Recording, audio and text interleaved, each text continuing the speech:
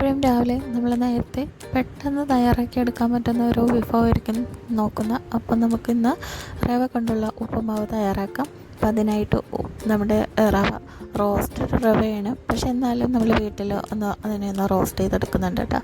എന്നിട്ട് ഈ ഒരു പാത്രത്തോടെ ഞാൻ എടുത്ത് മാറ്റി വയ്ക്കുന്നുണ്ട്, അതവിടെ ഇരുന്നോട്ടെ. ഇനി മറ്റൊരു പാൻ അടുപ്പത്ത് വെച്ച് കൊടുക്കുക.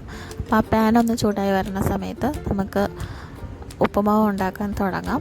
അപ്പം അതിനായിട്ട് ആദ്യം തന്നെ എണ്ണ ഒഴിച്ചു കൊടുക്കുക. എണ്ണ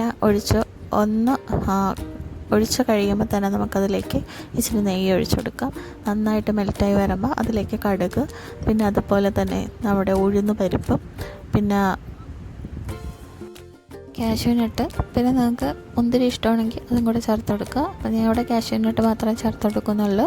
അതിലേക്ക് സവാള ചെറുതായിട്ട് അരിഞ്ഞതും ക്യാരറ്റും കറിവേപ്പിലയും പച്ചമുളകും ഇതിലേക്ക് ചേർത്തെടുക്കുന്നുണ്ട്. പിന്നെ ഇഷ്ടമുള്ള ഏതെങ്കിലും ഒരു വെജിറ്റബിൾസും കൂടെ നിങ്ങൾക്ക് ആഡ് ചെയ്യാം. അപ്പോൾ ഞാൻ ഇത്രയും ചേർത്തെടുക്കുന്നുള്ളൂ കേട്ടോ. എന്നിട്ട് നന്നായിട്ടൊന്ന് മിക്സ് ചെയ്തെടുക്കുന്നുണ്ട്.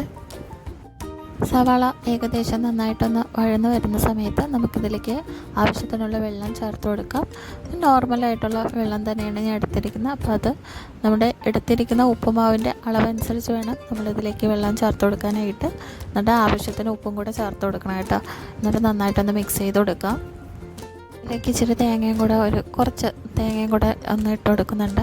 എന്നിട്ട് അതിലേക്കാണ് ഞാൻ റോസ്റ്റ് ചെയ്ത റവയും കൂടെ ചേർത്ത് കൊടുക്കുന്നത്. എന്നിട്ട് ഒരു സ്പൂൺ യൂസ് ചെയ്ത് നന്നായിട്ടൊന്ന് മിക്സ് ചെയ്ത് കൊടുക്കണം. കുറച്ച് നേരം ഒരു 2 മിനിറ്റ് അടച്ചും കൂടെ വെക്കണം. അപ്പോഴത്തേക്ക് നല്ല സോഫ്റ്റ് ആയിട്ടുള്ളത് നമ്മുടെ റവ കൊണ്ടുള്ള ഉപ്പുമാവ് തയ്യാറായി കിട്ടും. നല്ല ടേസ്റ്റാണ് കേട്ടോ. അതിന് മറ്റ് കറിയോ പഴമോ അങ്ങനെ ഒന്നും വേണ്ട. ഇതോട് കൂടെ തന്നെ നമുക്ക് കഴിക്കാൻ പറ്റുന്ന ഒരു വിഭവമാണ്.